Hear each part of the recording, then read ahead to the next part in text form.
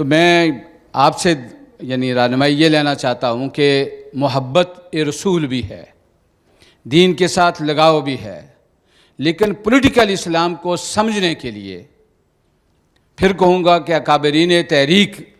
اسلامی، جس میں ہمارا جو دین ہے اس کو اس حقیقی تصور کو لے کر کتابیں بھی، جس طرح آپ نے فرمایا بہت سی چیزیں اس میں بہت رہنمائی ملتی ہے۔ کتاب سے تعلق ختم ہو گیا ہے، سوشل میڈیا آج کے دور میں کتاب سے تعلق ختم ہو گیا، کتاب چینج کر سکتی ہے، اور یا خذ الکتاب بقوہ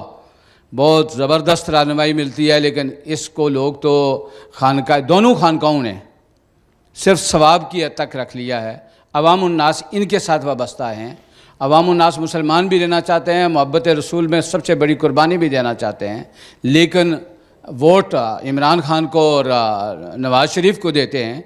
اس کو کس طرح ٹرانسلیٹ کیا جائے کہ یہ حقیقی تصور دین کے مطابق پولیٹیکل اسلام کو یا ایھا الذین آمنو کی بنیاد پر اس پہ ایمان لا کر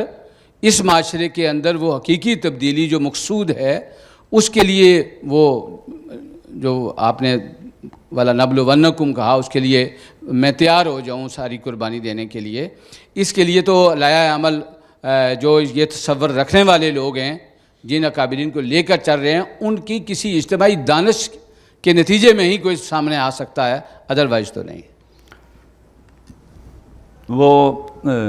آپ بات کر رہے تھے، مجھے اپنے ایک استاذ یاد آ رہے تھے۔ ان کا ایک قول تھا کہ گر جان طلبی عذر نیست، گر جان طلبی عذر نیست، گر مال طلبی سخن درمیان است۔ اگر آپ جان مجھ سے ڈیمانڈ کرتے ہیں تو کوئی عذر نہیں ہے، گردن کٹانے کے لیے تیار ہوں، لیکن اگر آپ پیسے مانگتے ہیں تو پھر بات چیت کرنی پڑے گی۔ تو ہماری عوام کی بھی صورتحال یہی ہے کہ اگر اللہ کے رسول کے نام پر آپ جان طلب کرتے ہیں تو عذر نیست، وہ لے بھی لیں گے، دے بھی دیں گے۔ لیکن یہ کہ آپ اگر عمل کی ڈیمانڈ کرتے ہیں کہ سنت پر چلو تو پھر سخن درمیان ہے۔ مسئلہ یہ ہے سر کہ آپ نے وہ خانقاہی تصور کی بھی بات کی، خانقاہ نے بہت کنٹریبیوٹ بھی کیا ہے، لیکن خانقاہ آخر میں جا کے جو صورت میں میچور ہوئی ہے، یا جو اب اس کا جو کچھ بھی خلاصہ رہ گیا ہے، یہ دین کے رستے کی رکاوٹ بن چکا ہوا ہے،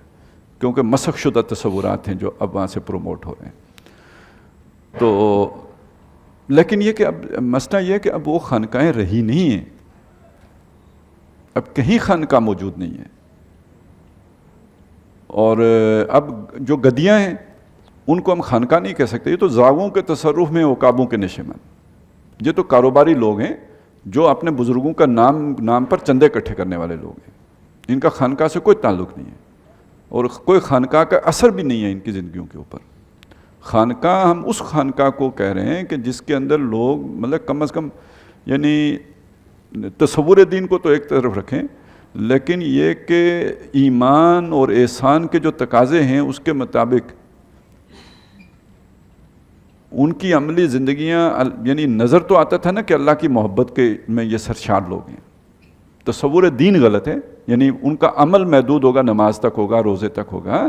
لیکن جس تک ہے اس تک تو پھر وہ کاننا کا تراہ فَإِن لَمْ تَكُنْ تَرَاهُ فَإِنَّهُ يَرَاكَ کی شان کے ساتھ کرتے تھے نا۔ ہم ان کو مخلص لوگ سمجھتے ہیں، ہاں ان کے تصور کے اوپر ہمیں اعتراض ہے، کوئی شک نہیں ہے،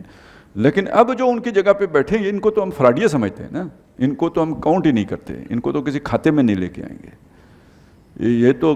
قابل بحث نہیں ہے۔ یہ تو وہ لوگ ہیں کہ جو یعنی اپنے بزرگوں کے نام بیچ کے کھانے والے لوگ ہیں۔ وہ اقبال نے بڑا اچھا نقشہ کھینچا ہے